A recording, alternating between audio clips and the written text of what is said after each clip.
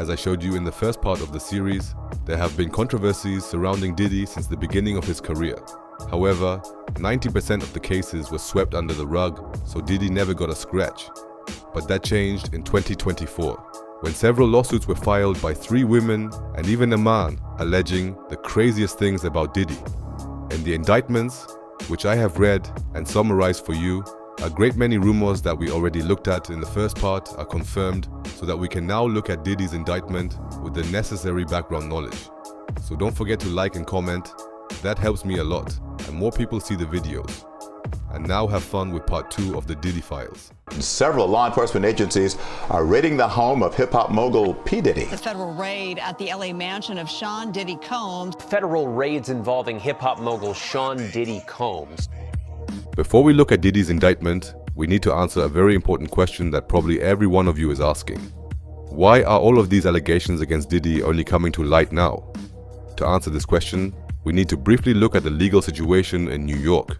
For many years, New York had a 3-year statute of limitations for civil suits against sex crimes, until the statute of limitations was increased to 20 years in 2019. However, this new law did not apply retroactively, so the so-called Adult Survivor Act was created in 2022. This law allowed victims to file a lawsuit against perpetrators for 1 year from November 24th, 2022, regardless of when the assault took place. And so it began. Accusations rained down on Diddy. At first, all the accusations against Diddy were not made public, but on November 16th, 2023, just 8 days before the Adult Survivor Act expired, the first accusations from Diddy's long-term girlfriend named Cassie came to light, detailing some very crazy and disturbing things. For those who don't know what the Cassie indictment says, I'll summarize the indictment again. And those of you who already know the indictment are welcome to fast forward 5 minutes. The indictment begins by explaining how the two met at the end of 2005. Diddy heard Cassie sing at a club and was so fascinated by her that he offered her a contract at Bad Boy Records. At the time, Cassie was just 19 and Diddy was 37 years old. And although the two were in a relationship, Diddy started stalking her until he eventually became more and more offensive. At Cassie's 21st birthday party, Diddy crossed a line for the first time and pulled her into the bathroom to kiss her against her will. She resisted, ran away immediately, and out of shame, only told her best friend about it. After this assault, Diddy did not let go of her and insisted on going out with her. Since Cassie was afraid that further rejections could have consequences for her music career, she agreed in September of 2006. When she was picked up by Diddy, he was already drunk and gave Cassie a pill to take without telling her that it was ecstasy. He then drove to a VIP lounge drunk where they were not allowed in because Diddy had trouble with the bouncers, so Cassie went back home. Since this date was such a flop, Diddy paid a promoter to create a fake flyer announcing Cassie as the party host, so that Cassie would fly alone to Miami, where Diddy would meet her. But instead of hosting a party, Diddy gave her pills and alcohol again until the two of them ended up in bed. This is how the relationship between Cassie and Diddy, who is almost 20 years older, began. According to Cassie's lawsuit, Diddy has a huge problem with drugs like opiates, which he is said to consume daily. And because of his drug and alcohol use, Diddy is said to be very aggressive and a control freak. When she disobeyed him, he would start beating her, sometimes so hard that she passed out. Due to Diddy's beatings and heavy drug use, Cassie had to see a doctor, and even the MRI results were sent to Diddy so that no one else would know about them. And that's how it always was when he hurt or oppressed Cassie. But Diddy didn't just take out his aggression on Cassie, he also took it out on those around him. The indictment describes several situations in which Cassie had to watch Diddy lose his cool. In one incident, Cassie and Diddy were using drugs at Diddy's mansion in Los Angeles when Diddy's security guard rushed in to announce that Jokxh Knight had been spotted at Male's Drive dinner in Los Angeles.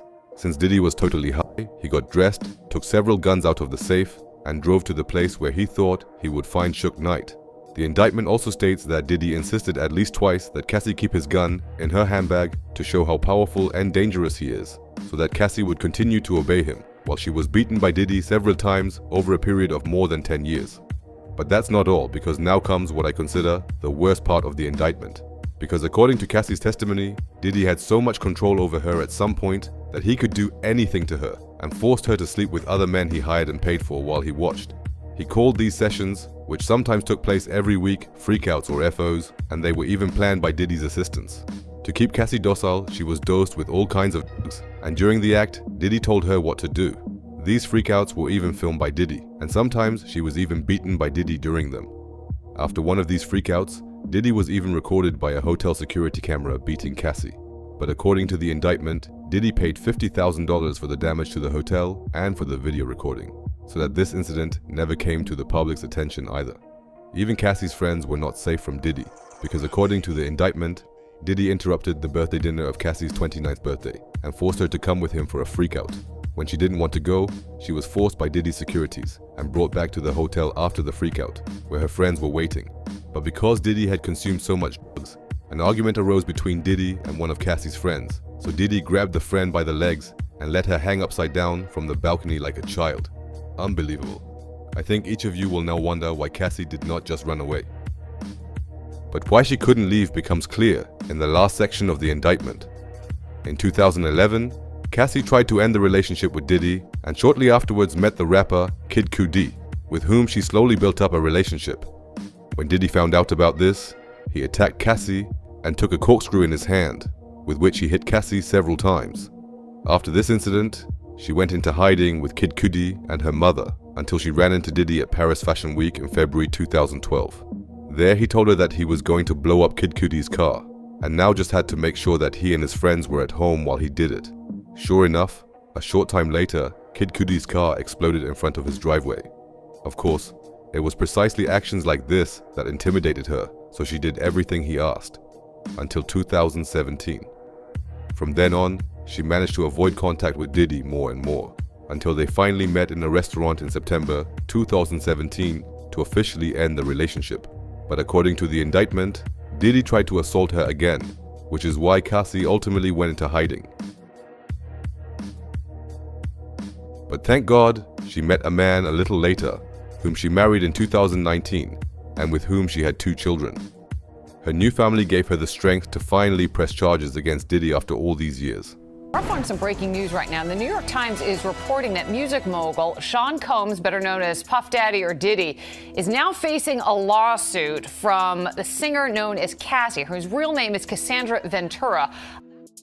On November 17th, just one day after the indictment was made public, Diddy and Cassie were able to reach an out-of-court settlement, leaving the charges against Diddy fine again. Rumor has it that Cassie received about $100 million from Diddy to get the whole thing off the table. But with only 7 days left before the Adult Survivors Act expired, many smelled their chance for justice or the big bucks.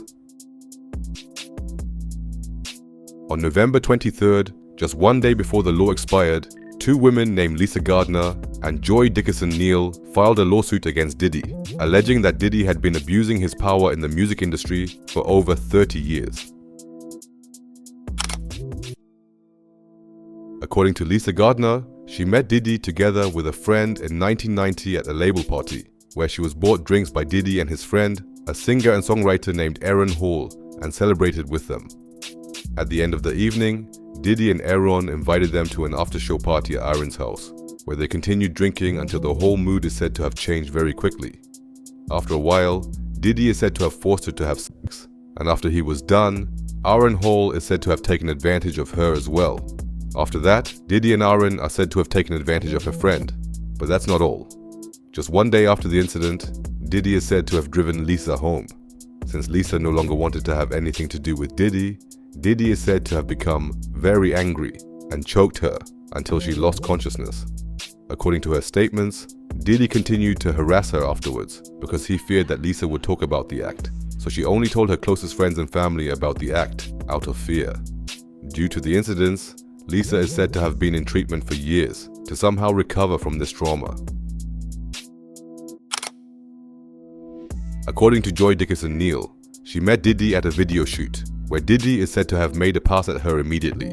But Joy is said to have rejected all advances due to the rumors about Diddy's hostility towards women. However, Diddy is said to have been so persistent that she finally agreed to dinner on January 3rd, 1991.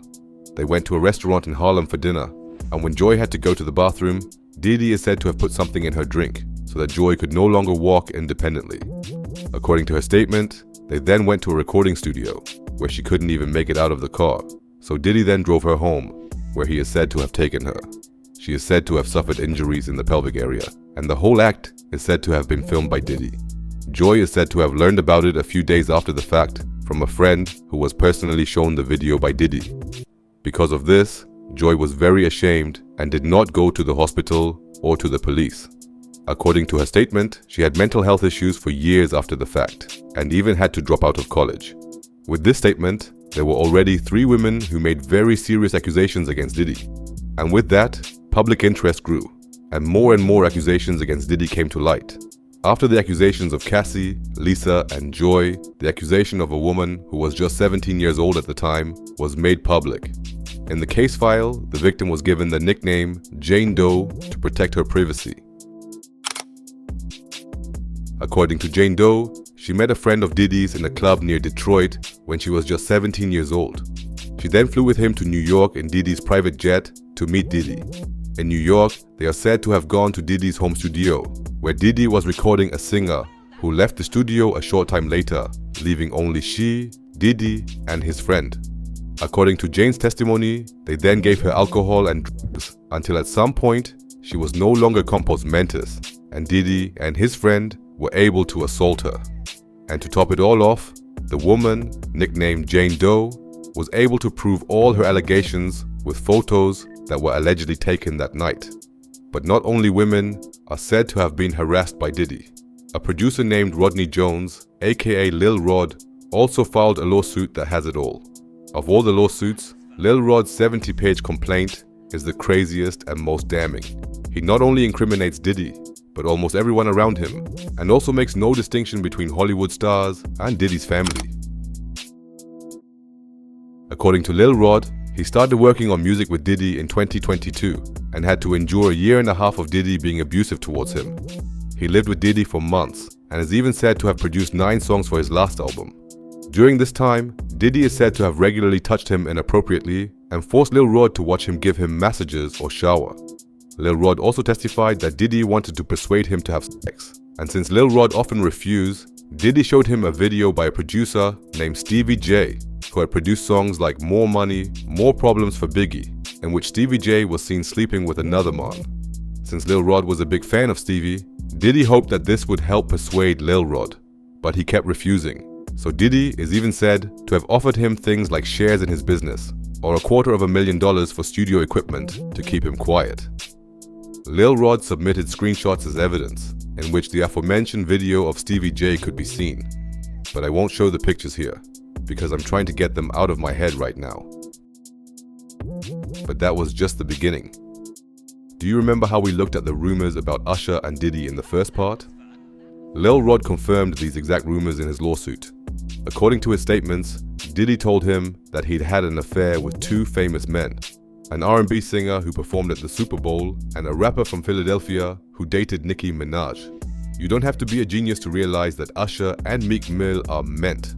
According to Lil Rod, he even saw Usher, Meek and Diddy partying with minors on a yacht. He also testified that Diddy had also tried to get at him and set him up with other men, like for example the actor Cuba Gooding Jr., who I'm sure all of you have seen in a movie somewhere.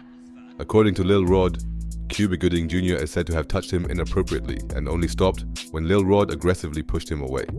These statements were also backed up with photos that are supposed to show how the actor made a move on Rod. Cuba Gooding Jr. is also known to be a bit of a groper, which is why he was accused by 3 women last year. Rod also claims that Diddy drugged him in February 2023 by spiking their drinks. After that, Rod woke up naked next to 2 prostitutes and Diddy, with no memory of the previous evening. He even named some of the dealers, such as Brandon Paul, who was arrested in Miami on March 25th while trying to board Diddy's private jet. Drugs were found in his bag when he was arrested, but he was released after posting bail. Brandon had to answer to the court, and I think that shows that the police are taking all of Lil Rod's statements very seriously. According to his statements, Diddy is even said to pay several women per month to prostitute themselves for him, such as the rapper Young Miami. But in addition to the drugs, parties and women, Lil Rod also talked about violent excesses in which Diddy was involved. In the first part, I told you that P. Diddy could be the one who shot a woman in the face in a club in 1999. The gun was never found, and the rapper Shine had to spend years behind bars for the incident. But according to Lil Rod's testimony, Diddy is said to have told him that he was the one who had shot in the club and that J-Lo had brought the gun into the club at the time, which she then handed over to Diddy and made it disappear again. This in turn supports the testimony of the woman who was shot in the face that night, who claims to this day that Diddy was the culprit. Rod is also said to have witnessed a few of the violent outbursts live. According to him, he was in a recording studio in Los Angeles with Diddy in September 2022 when an argument broke out between Diddy, his son Justin, and a friend of Justin's. The argument moved to the bathroom, where Rod then suddenly heard a gunshot and then saw the friend lying on the floor bleeding. He helped him up and sat him on the toilet while other witnesses called an ambulance. When they wanted to take the injured man to the ambulance, Diddy made strict demands and said that they should not mention his name to the police and that they should claim that the friend had been shot by a passing car. And that's exactly what they all did, so Diddy was never charged. These statements were also backed up with pictures showing the blood in the studio's toilet. According to Rod's statements, either Diddy or his son was the shooter. And as proof, Rod even kept a piece of clothing from the victim with his DNA on it. Little Rod kept such evidence for his own safety, as Diddy is said to have threatened him several times. He is said to have said things like that he would be willing to kill his own mother so that it would be easy for him to hurt Little Rod. Diddy is also said to have shown him guns on several occasions and bragged that his security guard, Fahim Muhammad, could easily make people disappear. This made Little Rod feel intimidated, and he continued to look for evidence that could bring Diddy down.